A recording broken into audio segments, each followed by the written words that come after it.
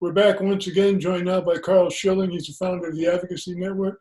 Karl, always a pleasure having you on the program. Yeah, thank you so much, Don. It's a pleasure to be with you. Karl, for 25 plus years, we've been talking to small company CEOs on MoneyTV, and CEOs have a fiduciary responsibility to their shareholders not to hurt the stock, so they're not selling. There's inside selling regulations by the SEC that prevents selling of stock by insiders and CEOs. And so sometimes they feel trapped with massive holdings of their own company they can't liquidate. But you told me on a phone call you may have found a solution. Tell us about that.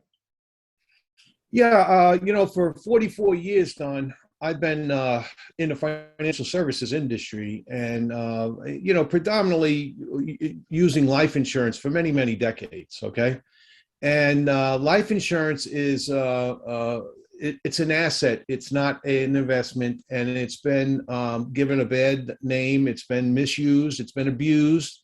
And I just have always found ways to use life insurance in very, very unique methods, okay? So when you look at these executives from these small, mid-sized, even the large public companies, but if you look at them being locked up in their wealth, because most of them they commit their time and energy, and their wealth is tied up in their companies, in their stock, and it's a damned if you do, damned if you don't kind of scenario. So they really have to wait a long time to unplug that wealth, and that also creates a risk for them, Don, because it could go up, it could go down. One day you're phenomenally wealthy, one day, the bottom is out and you've lost everything, right?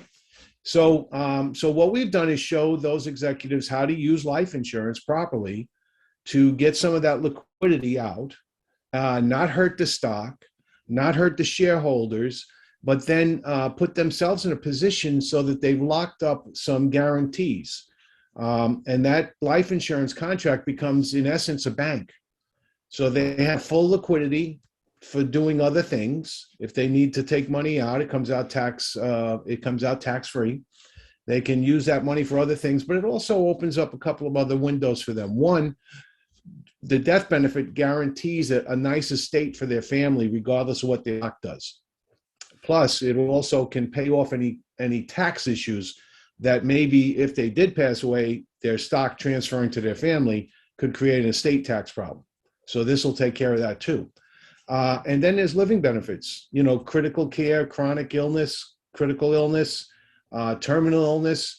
This provides liquidity for those things that may come up without touching their wealth. So it's a really nice little tool.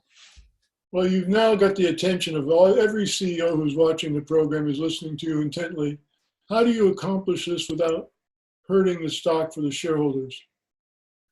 Well, it's as simple as finding ways to not sell stock, so they will never sell stock.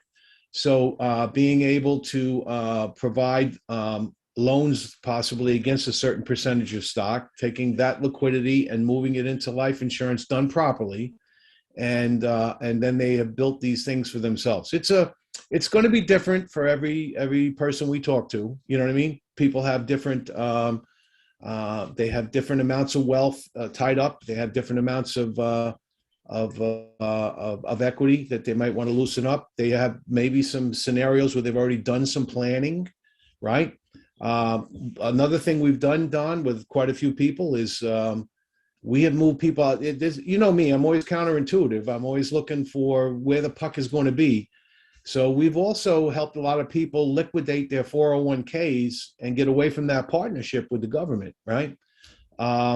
Because that's a bad partnership. I mean, any way you cut it.